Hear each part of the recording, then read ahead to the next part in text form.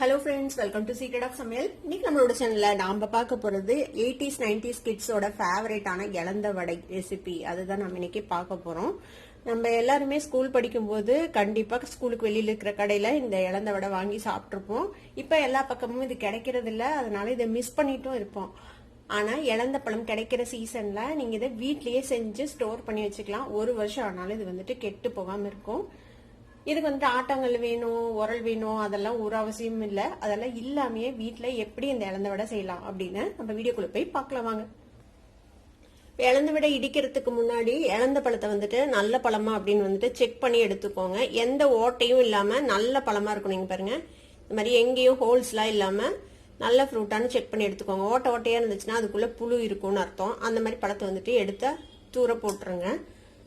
இந்த மாதிரி நல்ல பழங்களா எடுத்து நல்லா 2-3 தடவை நல்ல தண்ணியில வாஷ் பண்ணி எடுத்து வச்சுக்கோங்க. ஈரம் இல்லாம நல்லா ட்ரெயின் பண்ணி எடுத்து வச்சுக்கோங்க. இப்ப நான் நல்லா வாஷ் பண்ணி எடுத்துட்டு வந்துட்டேன். இப்ப ஈரம் இல்லாம இருக்கு.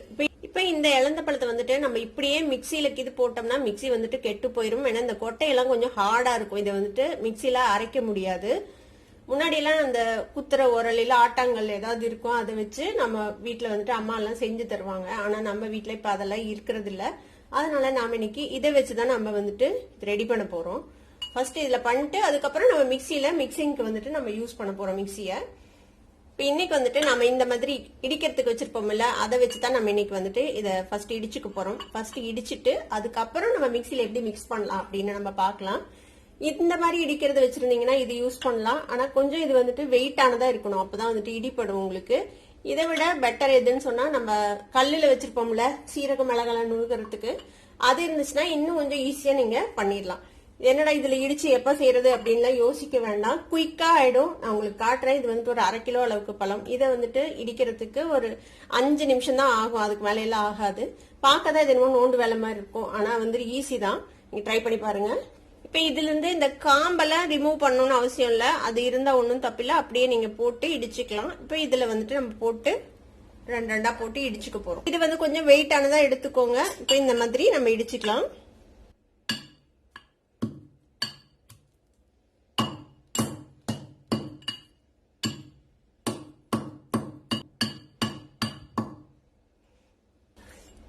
பாருங்க, இந்த கொட்டை கூட நல்லா ஈஸியா மேஷ் ஆயிடுச்சு. இந்த அளவுக்கு நல்லா இடிப்படும்.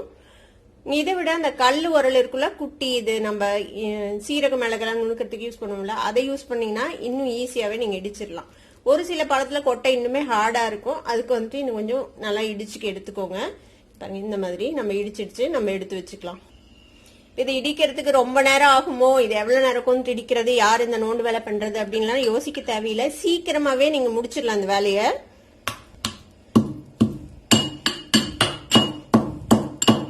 இப்ப பாருங்க, நம்ம 1/2 கிலோவையும் இந்த மாதிரி இடிச்சாச்சு. அந்த இதுல நான் சொன்ன மாதிரி எனக்கு 5 நிமிஷம் தான் ஆச்சு இதை இடிச்சு எடுக்கிறதுக்கு. இங்க பாத்தீங்கன்னா தெரியும், விதையே தெரியாது, அந்த அளவுக்கு நல்லா இடிப்பட்டுரும். நீங்க உரல்ல இடிச்சா கூட அந்த கேப்ல, உலக்கையோட அந்த கேப்ல போய் நின்றுட்டு சரியா இடிப்படாது, கொட்டை கொட்டையா தான் இருக்கும் அதுலயும் கூட. ஆனா இந்த மாதிரி இடிச்சிங்கன்னா பாருங்க, நல்லா நைஸாவே நல்லா இடிப்பட்டுரும். இப்போ நம்ம இடிச்சாச்சு. இப்ப இது எப்படி மிக்சிங் பண்றோம் மிக்சியில அப்படின்னு பாக்கலாம். இப்ப இந்த பெரிய சைஸ் மிக்சி ஜார் எடுத்துக்கோங்க. இதுல வந்துட்டு ஒரு 4 பச்சை மிளகாய் சேர்த்திக்கலாம். 1 டீஸ்பூன் வந்துட்டு கல்லுப்பு, அதே மாதிரி 1 டீஸ்பூன் சீரகம், ஒரு 1/4 டீஸ்பூன் அளவுக்கு சுக்குத்தூள் எடுத்து வச்சிருக்கேன். இந்த சுக்குத்தூள் வந்துட்டு சளி பிடிக்காம பாத்துக்கும், பிளஸ் ஒரு நல்ல பிளேவரும் கொடுக்கும். அதையும் இந்த மிக்சி ஜார்ல ஆட் பண்ணிக்கலாம். கூடவே கொஞ்சம் நிறைய பெருங்காயத்தூள் சேர்த்திக்கோங்க. பெருங்காயத்தூளும் நல்ல பிளேவர் கொடுக்கும். ஒரு 1/4 டீஸ்பூன் அளவுக்கு பெருங்காயத்தூளும் சேர்த்திக்கலாம். கொஞ்சம் தூக்கலா இருக்கணும் பெருங்காய வாசனை.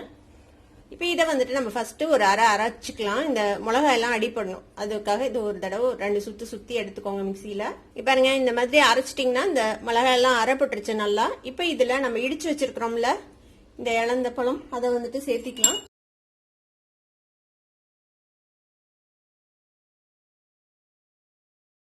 இப்ப இது கூடவே நான் வந்துட்டு 1 கப் அளவுக்கு வெல்லத்தை உடைச்சு வச்சிருக்கேன். இந்த மாதிரி உடைச்சு வச்சுக்கோங்க. நீங்க வெல்லம் யூஸ் பண்ணலாம், இல்ல நாட்டு சர்க்கரை யூஸ் பண்ணலாம், எது வேணாலும் நீங்க யூஸ் பண்ணிக்கோங்க. இப்ப இந்த வெல்லத்தையும் இதுல வந்து சேர்த்திக்கலாம்.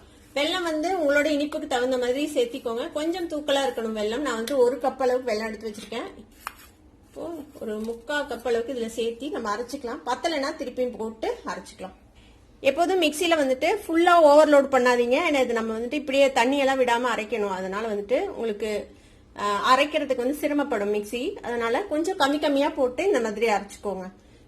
பாத்தீங்கன்னா தெரியுதுல, மிக்சியோட பாதி அளவுக்கும் கொஞ்சம் கம்மியா தான் இருக்கு இது. இப்ப இதை அரைச்சிட்டு நான் எப்படி இருக்குது அப்படின்னு காட்டுறேன். இப்போ 2 சுத்து விட்டதுக்கு அப்புறம் மேல இந்த நம்ம வெல்லம் போட்டோம்ல, அது இன்னும் கீழே போகல. இப்ப வந்துட்டு நம்ம நல்லா இந்த மாதிரி ஒரு தடவை மிக்ஸ் பண்ணி விட்டு இன்னொரு தடவை அரைச்சிக்கலாம். இப்போ இது இன்னொரு தடவை நல்லா அரைச்சுக்கோங்க. பாருங்க எவ்வளவு நைஸா சூப்பரா அரைப்பட்டுருச்சு. நீங்க வந்துட்டு ஆட்டாங்கல்லையோ இல்ல உரல்ல போட்டுடுச்சா கூட இந்த அளவுக்கெல்லாம் நீங்க செய்யவே முடியாது. இதுல அந்த விதை கூட உங்களுக்கு வாயில வராது. நீங்க அப்படியே சாப்பிடலாம், ரொம்பவே நல்லா இருக்கும். இதை நீங்க இப்படியே ஜாம் மாதிரி இப்படியே கூட ஃப்ரிட்ஜ்ல வச்சுட்டு நீங்க சாப்பிடலாம். இல்ல இதை வந்துட்டு ட்ரை பண்ணியும் சாப்பிடலாம். நம்ம இப்ப இதை வந்துட்டு ட்ரை பண்றது எப்படி அப்படின்னு பாக்கலாம்.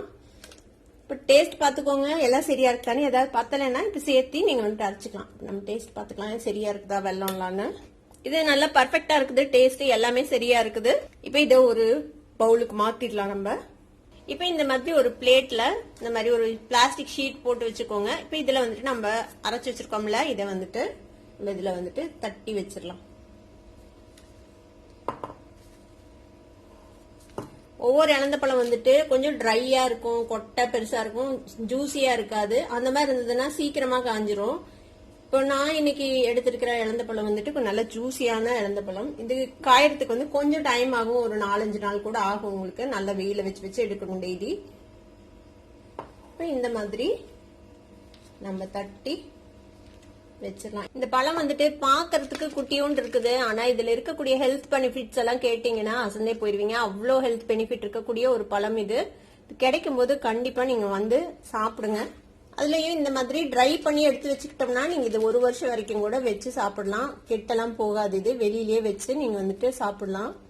பழத்துல வந்துட்டு நிறைய ஆன்டி ஆக்சிடென்ட்ஸ் இருக்குது. அதனால இது வந்துட்டு ஸ்கின்னை வந்துட்டு நல்ல க்ளோயிங்கா வச்சுக்கும். நம்மளோட இம்யூன் சிஸ்டத்துக்கும் இது வந்துட்டு ரொம்பவே நல்லது. இம்யூனிட்டியை வந்துட்டு பூஸ்ட் பண்ணி கொடுக்கும். அப்புறம் கேன்சர் செல்ஸ் எல்லாம் வந்துட்டு கில் பண்ணக்கூடிய அளவுக்கு இதுல ஒரு கெப்பாசிட்டி இருக்குது. அதுலயும் முக்கியமா பிளட் கேன்சர், லுக்கேமியான்னு சொல்லுவாங்கல்ல, பிளட் கேன்சர், அந்த செல்ஸை வந்துட்டு இது வந்துட்டு கில் பண்ணும். உடம்புல இருக்கக்கூடிய ஹாப்பி ஹார்மோன்ஸை தூண்டி விடக்கூடிய ஒரு தன்மையும் இந்த பழத்துல இருக்குது. அதாவது இந்த செரோட்டினின், டோபமைன், என்டார்பின், அப்புறம் ஆக்சிடோசின், அந்த மாதிரி சில ஹார்மோன்ஸ் நம்ம உடம்புல இருக்குது. அந்த ஹார்மோன்ஸ் இன்டியூஸ் ஆகும்போது பாத்தீங்கன்னா நமக்கு ஒரு மூடு வந்துட்டு கொஞ்சம் இம்ப்ரூவ்டா இருக்கும். அப்புறம் ஆன்சைட்டி, ஸ்ட்ரெஸ் அதையெல்லாம் வந்துட்டு குறைக்கிறதுக்கும் இது வந்துட்டு ஹெல்ப் பண்ணுது. நம்மளோட பிளட் ஃப்ளோவை வந்துட்டு கரெக்ட் பண்றதுக்கும் இந்த பழம் வந்துட்டு யூஸ்ஃபுல்லா இருக்குது அப்படின்னு சொல்றாங்க. டைஜஷனை இம்ப்ரூவ் பண்ணும். அப்புறம் வந்துட்டு கான்ஸ்டிபேஷன் வராமையும் பார்த்துக்கும், ஒரு லாக்ஸேட்டிவ் மாதிரி. இதோட ஹெல்த் பெனிஃபிட்ஸ் எல்லாம் சொல்லணும் அப்படின்னா அதுக்குன்னே தனியா ஒரு வீடியோ போடணும். அந்த அளவுக்கு இது நிறைய இருக்குது விஷயம். இப்ப இந்த மாதிரியே எல்லாத்தையும் நம்ம தட்டி வச்சிடலாம். இன்னும் கொஞ்சம் கூட இருக்குது. நான் அதை இன்னொரு பிளேட்ல தட்டி வச்சு நம்ம இதை காய வைக்கலாம். இப்போ இந்த இழந்தவடைய நான் ஒரு 4 நாள் நல்லா காய வச்சு எடுத்துட்டேன். ரொம்ப வரன்னு ட்ரை பண்ணீங்கன்னா சாப்பிடும்போது ரொம்ப ஹார்டா இருக்கிற மாதிரி இருக்கும். ஒரு மாதிரி பதமா இதை வந்துட்டு நல்லா காய வச்சிடணும். ஆனா ஈரப்பதம் இல்லாம நல்லா காய வச்சு எடுத்துக்கோங்க. இப்போ வந்துட்டு நல்லா காஞ்சிச்சு. இப்போ இதை ஒரு டப்பால போட்டு நீங்க வந்துட்டு ஸ்டோர் பண்ணிக்கலாம், வெளியிலேயே வச்சுக்கலாம், ஒன்றும் ஆகாது. கண்டிப்பா இந்த இழந்தவடை ரெசிபியை நீங்க எல்லாருமே என்ஜாய் பண்ணிருப்பீங்க. ட்ரை பண்ணி பாருங்க. ட்ரை பண்ணி பார்த்துட்டு எப்படி இருந்தது அப்படின்னு கமெண்ட்ஸ்ல ஃபீட்பேக் கொடுங்க. இந்த வீடியோ உங்களுக்கு பிடிச்சிருந்தா சப்ஸ்கிரைப் பண்ணுங்க, பக்கத்துல இருக்க பெல் ஐகானை கிளிக் பண்ணுங்க. அப்பதான் என்னோட ஃபியூச்சர் நோட்டிபிகேஷன்ஸ் உங்களுக்கு உடனே வந்து சேரும். லைக் பண்ணுங்க, ஷேர் பண்ணுங்க. தேங்க்யூ ஃபார் வாட்சிங் this video viewers. Bye bye.